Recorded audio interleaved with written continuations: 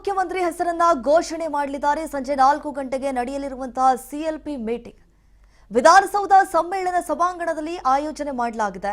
Siddaramaiah, DK Shivakumar ಹಾಗೆ ರಣದೀಪ್ ಸಿಂಗ್ ಸುರ್ಜೇವಾಲಾ ಅವರ ನೇತೃತ್ವದಲ್ಲಿ ನಡೆಯಲಿರುವಂತಹ ಸಭೆ ಇದಾಗಿದೆ.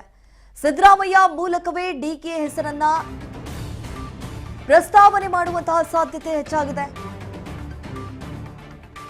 ಡಿಕೆ ಶಿವಕುಮಾರ್ ಹೆಸರು ಸೂಚಿಸಲಿದ್ದಾರೆ ಸಿದ್ದರಾಮಯ್ಯ.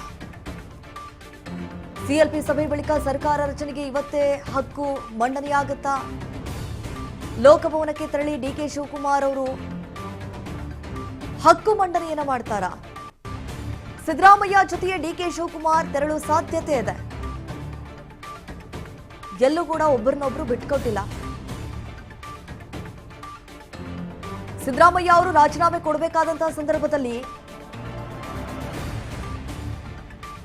ಡಿಕೆ ಶಿವಕುಮಾರ್ ಅವರು ಕೂಡ ಇದ್ರು, ಸಾರಥಿಯಾಗಿ ಅವ್ರ ಜೊತೆ ಹೋಗಿದ್ರಲ್ಲ. ಈ ರಿಸೈನ್ ಲೆಟರ್ ಕೊಡಕ್ಕೆ ಹೋದಂತಹ ಸಂದರ್ಭದಲ್ಲಿ ಡಿಕೆ ಶಿವಕುಮಾರ್ ಅವರು ಕೂಡ ಅವ್ರ ಜೊತೆ ಕೈ ಜೋಡಿಸಿದ್ರು. ಪ್ರತಿಯೊಂದು ಕಾರ್ಯಕ್ರಮ ಇರಲಿ, ಪ್ರತಿಯೊಂದು ಸಮಾರಂಭ ಇರಲಿ, ಪ್ರತಿಯೊಂದು ಸಮಾವೇಶ ಇರಲಿ, ಏನೇ ಮಾಡಿದ್ರು ಕೂಡ ಒಬ್ಬರನ್ನ ಒಬ್ರು ಬಿಟ್ ಮಾಡಲ್ಲ. ಇಲ್ಲೂ ಕೂಡ ಒಗ್ಗಟ್ಟು ಪ್ರದರ್ಶನ ಮಾಡೋದಕ್ಕೆ ಮುಂದಾಗಿದ್ದಾರೆ. ಇವತ್ತು ನೂತನ ಮುಖ್ಯಮಂತ್ರಿ ಹೆಸರನ್ನ ಘೋಷಣೆ ಮಾಡುವಂತಹ ಸಾಧ್ಯತೆ ಇದೆ. ಈ ಒಂದು ಸಿಎಲ್ಪಿ ಮೀಟಿಂಗ್ ನಲ್ಲಿ ಯಾವುದೇ ರೀತಿಯಾದಂತಹ ಗೊಂದಲ ಕ್ರಿಯೇಟ್ ಆಗಬಾರದು ಅನ್ನುವಂತಹ ಕಾರಣಕ್ಕಾಗಿ ಹೈಕಮಾಂಡ್ ನಾಯಕರು ಕಟ್ಟುನಿಟ್ಟಿನ ಕ್ರಮವನ್ನ ಕೈಗೊಂಡಿದ್ದಾರೆ. ಎಲ್ಲರ ಚಿತ್ತ ಸಿಎಲ್ಪಿ ಸಭೆಯತ್ತ ಅನ್ನುವ ಹಾಗೆ ಸಂಜೆ 4 ಗಂಟೆಗೆ ನಡೆಯಲಿರುವಂತಹ ಸಿಎಲ್ಪಿ ಮೀಟಿಂಗ್ ನಲ್ಲಿ ನೂತನ ಮುಖ್ಯಮಂತ್ರಿ ಹೆಸರನ್ನ ಘೋಷಣೆ ಮಾಡಲಿದ್ದಾರೆ.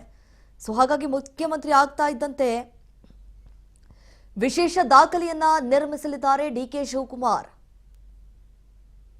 ಯಾವುದೇ ರೀತಿಯಾದಂತಹ ಗೊಂದಲಗಳು, ಅಡೆತಡೆಗಳು ಇವೆಲ್ಲವೂ ಕೂಡ ಉಂಟಾಗಬಾರದು ಅನ್ನುವಂತಹ ಕಾರಣಕ್ಕಾಗಿ ಹೈಕಮಾಂಡ್ ನಾಯಕರು